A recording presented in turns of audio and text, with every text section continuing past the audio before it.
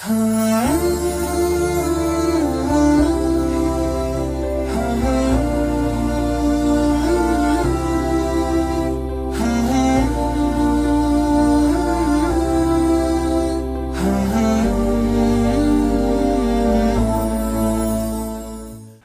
алейкум, кадырман телекөрүүчүлөр, урматтуу мусулман бир туугандар.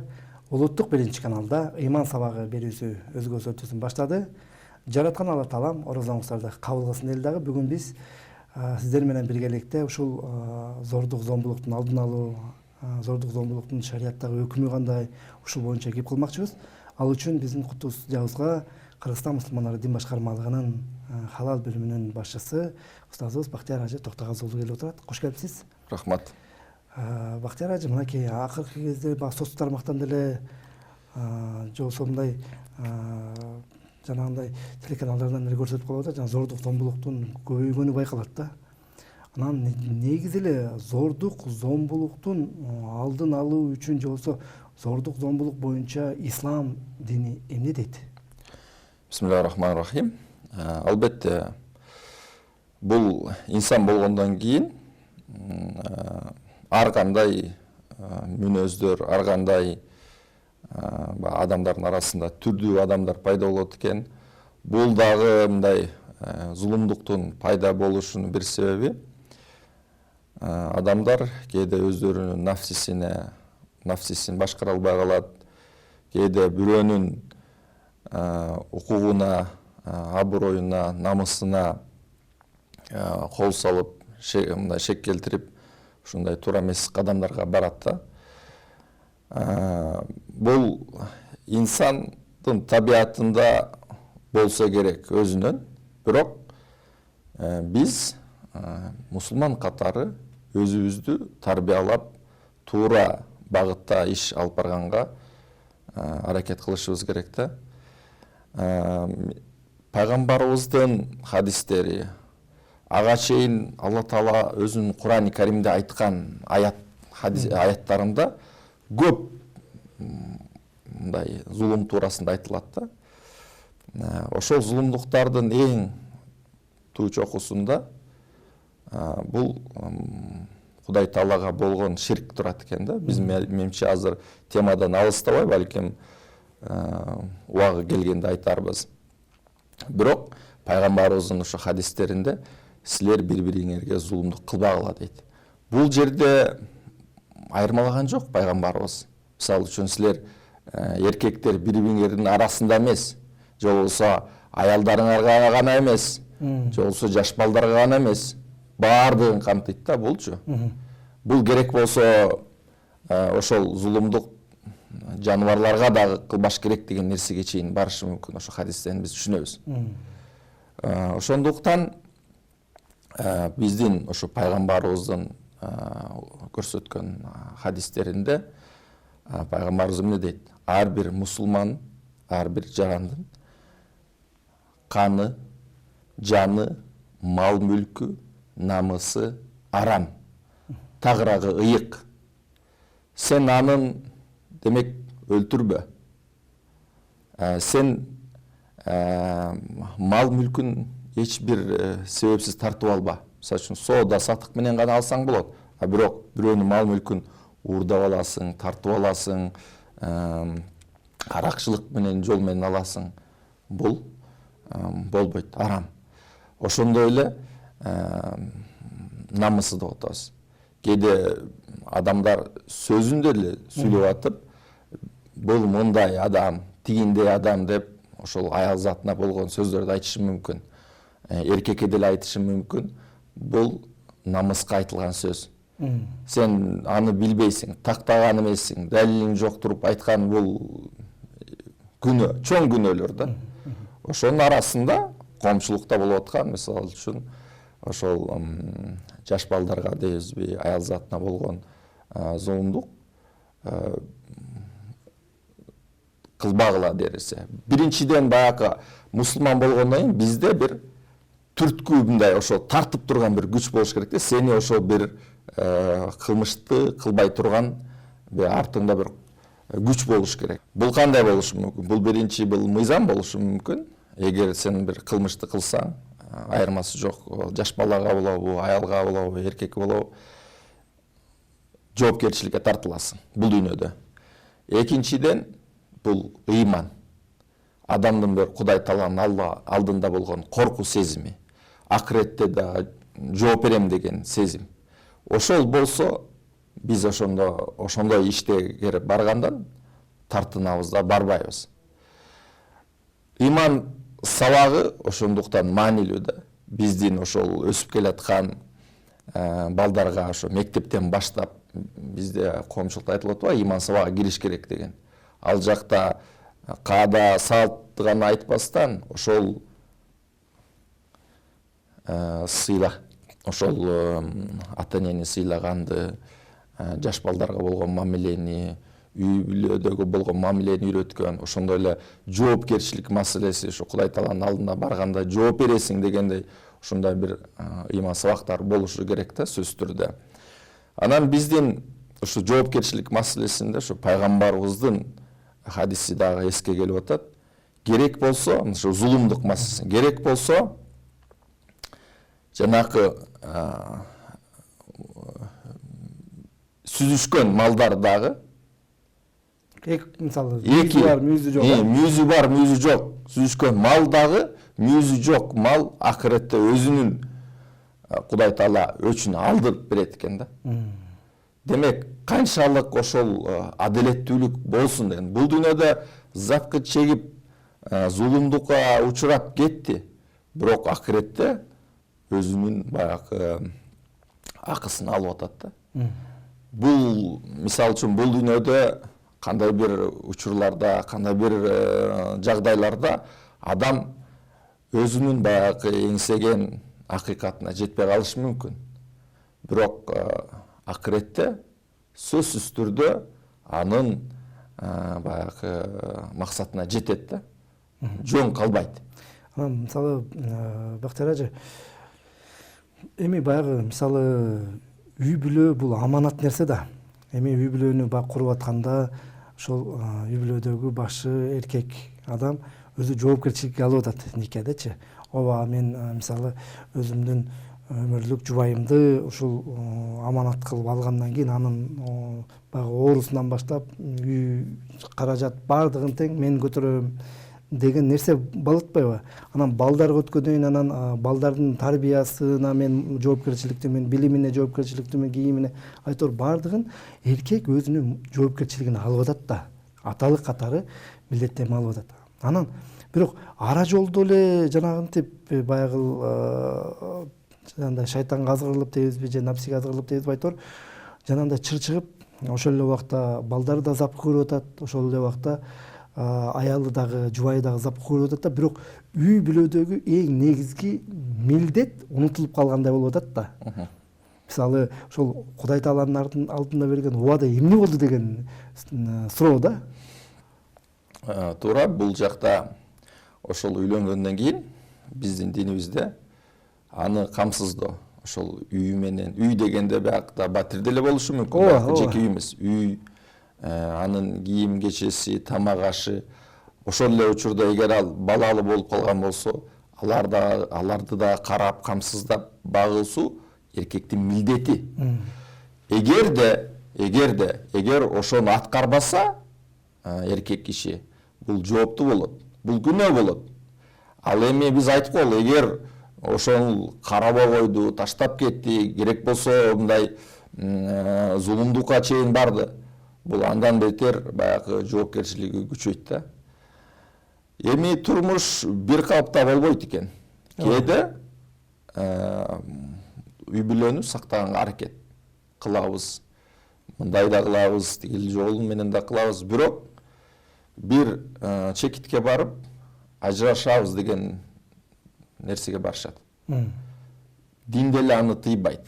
Эгер баягы бүт ыкмаларын колдонуп келип, ишке ашпай калса, мейли балким алар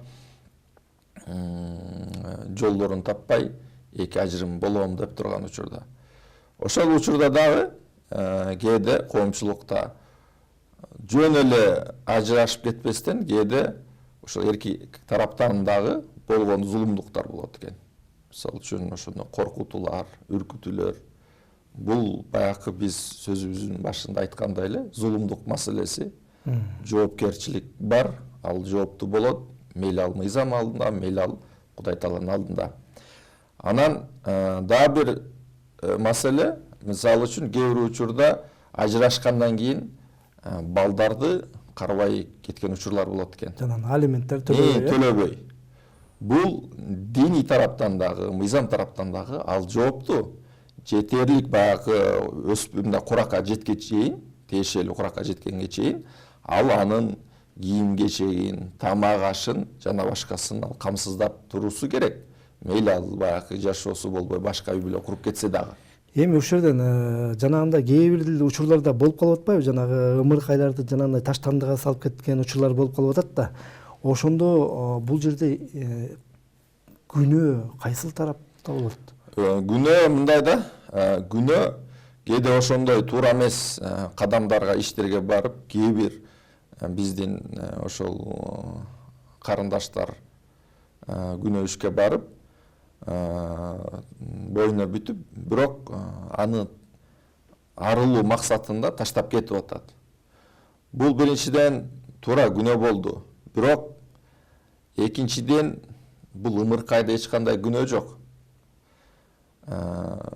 Муну анан ошол апасы балким намыстанып, жанакындай бакпайм деп таштап атат. Бул апасында чоң күнөө да. Бул себеби эч бир күчү жок, алсыз ымыркайды кээде кышында таштап коюшу мүмкүн, таштандыга таштап коюшу мүмкүн, же болбосо эл көрбөй турган жакка ыргытып да жибериши мүмкүн. Бул ошол апасынын чоң күнөөсү бар да. Ошондуктан эгер ошондой кадам болсо дагы сен Кудай Тааладан кечирим сура, тооба кыл. Мен баягы бул ишке экинчи барбаймын. Бирок ал ымыркайды таштап аны өлтүрүп коюу бул чоң күнөө болуп эсептелинет. Кадимкидей эле багы адам өмүрүн кыйгандай эле чоң күнөө болуп эсептелет. Негизинен ана бул жерде багы бул деле эми зомбулукка кирип атат да, жанагындай балдарды зомбулукка кабылтуу болуп атат да. Анан негизи эле шарият багы зомбулук, жанагындай рекетчилик деп коелучу. Негизи эле ушул багытка байланыштуунун баарына кандай бир насааттарды айтат? Бул бардык, мисалы үчүн, эң күнөөлөрдүн, чоң күнөөлөрдүн бири бул зулумдук да. Зулумдуктун ошол башында мындай деп алымдарыбыз чечим эткен, зулумдуктун түрлөрү бар дейт экен. Кээде инсандын ошо Кудай Таалага болгон зулумдугу болот экен. Бул кандай десеңиз, пендени Алла Таала жаратты, жоктон жаратты. Мындай укмуштуу келбет берди, сулуулук берди. Бирок бул пенде байкуш башкага табынат, башкага сыйынат, башкадан сурайт. Бул биздин ислам динибизде чоң күнөө да, ширк деп коет. Ошол жараткан чыныгы жаратуучуга сыйынбайсың, табынбайсың, андан сурабайсың, ага ибадат кылбайсың, бирок башкага кетесиң. Бул чоң, мындай чоң ката. Бул зулумдук дейт экен биздин алымдарыбыз. Андан кийинки эле зулумдук бул пенделер ортосунда болгон зулумдук. Жанакында биз айттык, аял затына болгон, жаш балдарга болгон бул зулумдук ошого кирет. Ошондой эле баягы соода сатык, мамиле ортосунда болгон зулумдук. Ошондой айттык, жанакы аброй, намыска, эркектердин арасында деле болушу мүмкүн. Бири-бирин акарат кылган, бири-бирин сөккөн. Бул дагы зулумдук. Жана мал мүлкүн тартып алуу, ууру кескин кылуунун бардыгы баягы зулумдук да. Андан кийин бул пенделердин ортосунда болгон. Андан кийин инсандын өзүнө болгондо зулумдук болот экен. Бул кандай десеңиз, бул ден соолугуна байланыштуу бир зулумдук болушу мүмкүн. Карабайт, дарыланбайт деп коелу, же болбосо жанакындай спирт ичимдиктери же болбосо жанагы чылым, наркоман дейбиз, ошондой баңги заттарын колдонгон. Бул өзүнө зулумдук кылып, өзүнүн жашоосун кыйып аткан адам да. Ошондуктан көрүбүз, биздин динибиз ушундай уникалдуу экен. Бардык тармагыбызды карайт. Ошондуктан пайгамбарыбыз өзүнүн хадистеринде, бул хадис кудуси деп аталат экен. Алла Таала айтат да, ошол силер бири-бириңерге зулумдук кылбагыла дейт да. Ошондо биз ошол бул пенделердин арасында болгон зулумдук, ошондуктан биз тыйылышыбыз керек. Анан зулумдук кылгандан, анан ушул аял заты туурасында биздин ошол сүйүктүү пайгамбарыбыз коштошо ажылыгында аял затынын ошол орду чоң экен, бийик экенин билдирип, ошол жерде бардык эми миңдеген сахабалар чогулган, жыйылган жерде ошол аял затына жакшы мамиле кылгыла деп осуят кылып атат да. Демек, ал биздин жашообузда аял затынын орду чоң деген мазни. Анан пайгамбарыбыздын башка да хадистеринде эң силердин адеп ахлактууңар үй бүлөсүнө жакшы мамиле кылганыңар дейт да. Мен ошол үй бүлөсүнө эң жакшы кылган адамдардын бири менмин дейт да. Анан толук ыймандуу башка бир хадисин айтат, силердин толук ыймандуу болгонуңар ошо үй бүлөсүнө жакшы мамиледе болгонуңар дейт да. Мунун бардыгы ошо куттуу сахих хадистерде айтылган пайгамбарыбыздын хадистери. Негизинен баягы биздин убактыбыз дагы соңуна келип атат. Ошол кыска бир айтып берсеңиз, негизи эле баягы ушу зордук, зомбулукту болтурбоо үчүн Кыргызстан мусулмандары дин башкармалыгы кандай бир иш-чараларды жоксо түшүндүрүү жүргүш керек?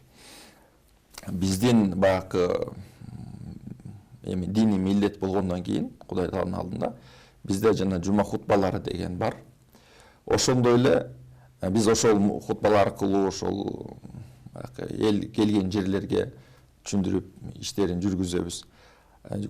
Андан кийин бизде мисалы үчүн маалымат ошол баягы айдынында теле, радио жана башка ошо соц тармак аркылуу дагы биздин диний аалымдарыбыз өздөрүнүн баягы насаат, үгүт насааттарын кылышат. Муну да биз улантышыбыз керек. Ошондой эле ислам динине болгон чакырык, ошол туура жакка, жакшылыкка чакыруу, жамандыктан тыюу маселеси бир эле алымдарга гана чектелип калбайт.